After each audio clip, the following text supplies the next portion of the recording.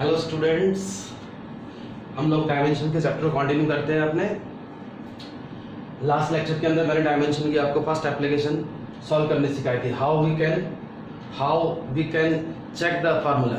कोई फार्मूला दे रखा है फिजिक्स का, हमने पहले पढ़ा नहीं, देखा नहीं, सुना नहीं, फिर उसको चेक करके बता सकते हैं कि वो गलत है या ठीक है। आज डायमेंशन की हम सेकंड एप्लीकेशन करेंगे, क्योंकि मैंने आपको डायमेंशन निकालने सिखाए तो क्वेश्चन यही था हम डायमेंशन पढ़ ही क्यों रहे हैं, डायमेंशन हमारे काम क्या आएंगे। इसकी सेकंड एप्लीकेशन है जो आज करेंगे हम लोग इस लेक्चर के अंदर, to derive a physical relation.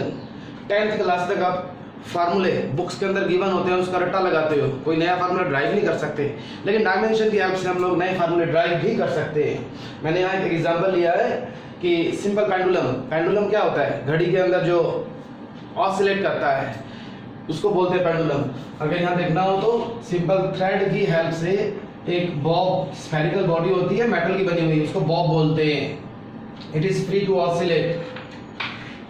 अगर इसको थोड़ा डिस्टर्ब करके छोड़ दें हम लोग, it will start to oscillate. 1 second में जितने ये ऑसिलेशन पूरे करेगा उसे पेंडुलम की हम फ्रीक्वेंसी बोलते हैं। और एक साइकिल कंप्लीट करने में, एक चक्कर पूरा करने में जितना वो टाइम लेता है उसको हम पेंडुलम का टाइम पीरियड बोलते हैं।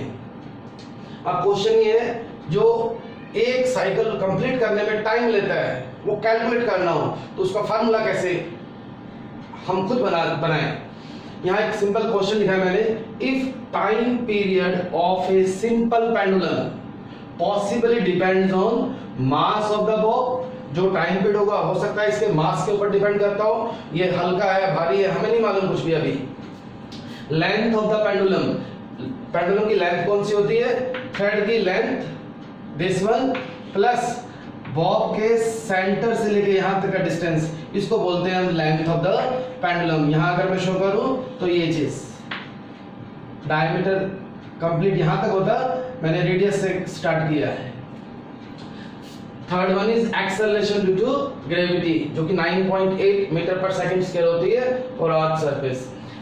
Then deduce relationship between these quantities by method of dimension। ये तो क्वेश्चन की फॉर्म में गिवन था। अगर कोई सिंपल हमें बोले कि पेंडुलम है, उसके टाइम पीरियड का फार्मूला ड्राइव करो, तो हम खुद सोचेंगे भाई जो ऑसिलेट करेगा, जो टाइम लेगा वो किस पे डिपेंड करता है, कर सकता है, हो सकता है इसके मास पे डिपेंड करता है, हो सकता है इसकी लेंथ पे डिपेंड करता हो। जब पेंडुलम वापस आता है that is due to acceleration due to gravity, तो हो सकता है एक्सेलरेशन ड्यू टू ग्रेविटी पे डिपेंड करता हो। बुक्स के अंदर पूरी एक्सरसाइज गिवन होती है, एक एग्जांपल लिए उसके हेल्प से सॉल्व करना सिखा रहा हूं। आप क्वेश्चन को एक बार, 2 बार, 3 बार ध्यान से रीड करो। सबसे पहले ये फाइंड आउट करो कि हमें फार्मूला किसके लिए ड्राइव करना है। इस क्वेश्चन के अंदर देखें तो हमें टाइम पीरियड के लिए फार्मूला ड्राइव करना है, तो मैंने यहाँ लिखा T, जिसका फार्मूला ड्राइव करना है। अब क्वेश्चन को रीड करो, कई बार डायरेक्ट गिवन होता है, कई बार पढ़ना पड़ता है ध्यान से। जो फार्मूला ड्राइव करेंगे हम, जिसके लिए करेंगे, वो किस किस पे डिपेंड करता है। यहाँ तो दिखाई दे रहा है साफ M, L एंड G, तो यहाँ लिखते हैं time period is directly proportional to M, directly proportional to L length and directly proportional to G। T के लिए फार्मूला ड्राइव करेंगे, हमें ये नहीं मालूम T के फार्मूले में M, L, G कितनी बार आएगा। एज्यूम कर रहे हैं like A times, B times, C times. जो क्वेश्चन गिवन होता है उसका सिर्फ इतना ही रोल है कि किसके लिए फार्मूला ड्राइव करना है और किस पे डिपेंड करता है। आगे वाले स्टेप्स यहाँ सारे सिखाऊंगा आपको, 2, 3 जितनी भी क्वांटिटी जो सब लिखो यहाँ। आप जो कंपाइल करो, T is directly proportional to M, L, G, A, B, C।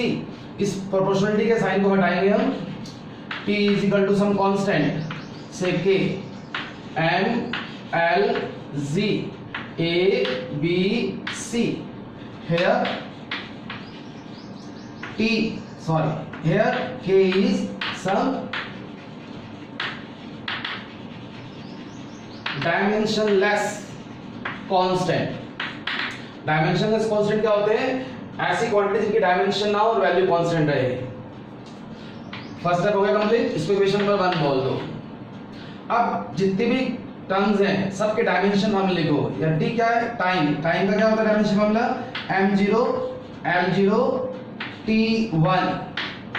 के डायमेंशन में से छोड़ दो, m मास था, मास का dimension formula a, m power a, length, length का l, l के ऊपर b, g क्या था, एक्सेलरेशन इनटू ग्रेविटी, तो डायमेंशन फॉर्मूला एक्सेलरेशन वाला आएगा lt माइनस 2, ऊपर c लिखा हुआ था, c लिखेंगे, जितने ब्रैकेट्स बनती है सबको खोल दो।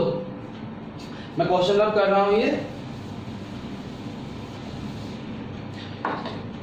तो यहां हमें मिलेगा left hand side as it is m0 l0 t1 is equal to ma lb, ये जो पावर थी c, एक बार l के ऊपर एक बार t के ऊपर, तो lc t minus 2c, base बराबर हो तो पावर्स ऐड हो जाती है, ma lb plus c t minus 2c। Solve कर लिया यहां तक। अब लेफ्ट हैंड साइड में mlt, राइट हैंड साइड में भी mlt, बीच में इक्वल टू का निशान, it means these two are equal, so compare the powers of equal terms. क्या मतलब है इसका, अब m की पावर को m की पावर से कंपेयर करो, l की पावर को l की पावर से कंपेयर करो और t की पावर को t की पावर से कंपेयर करो। ऐसा करेंगे तो हमें मिलेगा a is equal to 0, b plus c is equal to 0 and minus 2c is equal to 1। तीन इक्वेशन आएंगी, जमा घटा गुना भाग कुछ भी करो, तीनों को सॉल्व करके आपको a b c की वैल्यू निकालनी है। ये तो हमें डायरेक्टली मिल गया यहां से, c यहां से मिलेगा, c is equal to minus 1/2, और अगर यहाँ c की वैल्यू पुट करते हैं b minus 1/2 is equal to 0 और b इज इक्वल टू 1/2। तीन इक्वेशन थी, तीनों को सॉल्व किया, abc की वैल्यू आ गई। अब इन abc की वैल्यू को आप फर्स्ट इक्वेशन में रख दो, put the values of a b and c in 1, you will get t is equal to k m l g, तो लिखा हुआ था a कितना है हमारा 0, b कितना है 1/2, c कितना है माइनस 1/2, और I can write it as k into under root l by g। Dimension की ड्रॉबैक होती है, आगे जाके रीड करेंगे हम लोग कि डायमेंशन की हेल्प से जो कांस्टेंट आता है उसकी वैल्यू नहीं फाइंड आउट कर सकते, लेकिन टाइम का formula under root l by g, here k is some dimensionless constant। एक एग्जांपल और लेंगे इसका, इसको जब तक नोट डाउन कर दो आप फटाफट।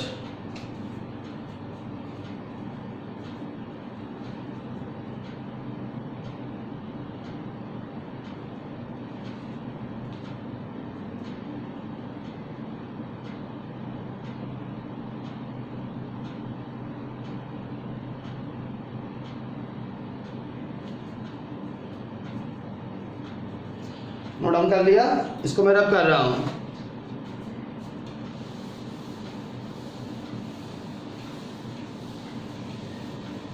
एक और एग्जांपल ले रहे हैं, डायमेंशन की हेल्प से फार्मूला टाइप करेंगे हम। If velocity of sound b depends on pressure p, कहते हैं साउंड की वेलोसिटी है v that depends on p, that may depends on p pressure, and density of medium, जो साउंड की वेलोसिटी है वो प्रेशर पे डिपेंड कर सकती है, डेंसिटी पे डिपेंड कर सकती है। Reduce relationship between these quantities by the method of dimension। अब देखो इसमें हमें दो ही फिजिकल क्वांटिटी गिवन है, velocity of sound, pressure and density. Formula type करो इसके लिए, तो स्टेप्स वही फॉलो करेंगे जो आपको सिखाए थे। सबसे पहले जिसके लिए फार्मूला टाइप करना है उसको लेफ्ट हैंड साइड में, जिस पे डिपेंड करती है क्वांटिटी वो राइट हैंड साइड में, ऊपर a एंड b। फिर दोनों कंपाइल करो, v is directly proportional to p into rho, rho बोलते हैं डेंसिटी के लिए, हम रो वर्ड यूज करते हैं। a b, प्रोपोर्शनलिटी के सिंबल को हटाओ, some constant p rho a b, where k is some dimensionless constant। Next हम आपको बताया जितनी भी क्वांटिटी है सभी के डायमेंशन फार्मूला लिखिए। वेलोसिटी है, वेलोसिटी का होता है lt-1। अब तक तो याद हो गए होंगे डायमेंशन फार्मूले। आप इसको ऐसे भी लिख सकते हो m0 l1 t-1 के डायमेंशन ऐसे छोड़ दो। p प्रेशर, ऐसे सभी के डायमेंशन फार्मूले रटे नहीं लगाए जाते।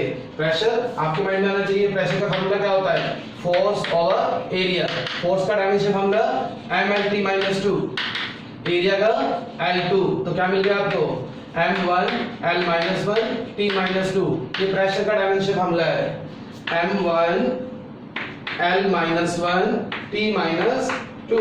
ऊपर a लिखा हुआ था, a लिखेंगे हम। फिर नेक्स्ट हमें डेंसिटी। डेंसिटी का याद है तो ठीक है, वरना density equal to mass per unit volume होती है। तो क्या मिल गया इसे? m1 l-3। यहां लिखा मैंने m1 l-3 ऊपर b। तो अगर किसी फिजिकल क्वांटिटी के डायमेंशन फार्मूले याद नहीं है एकदम से, धीरे धीरे टाइम के साथ आ जाएंगे आपको, ऐसे निकाल कर देख सकते हो। फिर ब्रैकेट्स खोलिए, ब्रैकेट खोलो इसको। m0 l1 t-1 is equal to m की पावर a, ब्रैकेट खोल रहा हूं, l raise to power minus b minus a, t की power minus 2a। Second bracket खोलिए, m के ऊपर b, l के ऊपर माइनस 3b। बेस बराबर तो पावर्स ऐड करो, m raise to power a plus b, l raise to power minus a minus 3b, t raise to power minus 2a। m0 l1 t-1। Now दोनों तरफ MLT आ गए। Compare the powers of equal terms. Equal terms मतलब m की power को m की power से compare कर दो, l की पावर को l की पावर से कंपेयर कर दो, t की पावर को t की पावर से कंपेयर कर दो। आपके पास तीन इक्वेशन बनेगी, इनको प्लस माइनस मल्टीप्लाई डिवाइड कुछ मर्जी करो, a b c की वैल्यू निकालो। यहां से माइनस माइनस कैंसिल हो गया, a की पावर आ गई हमारे पास 1/2। इसमें तो दो ही वेरिएबल है a एंड b, a की वैल्यू आ गई, b यहां से निकालो, छोटी इक्वेशन है।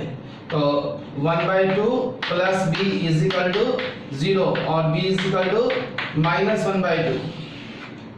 a और b की वैल्यू निकाल ली, इसको इक्वेशन नंबर 1 बोलना है। So put the values of a and b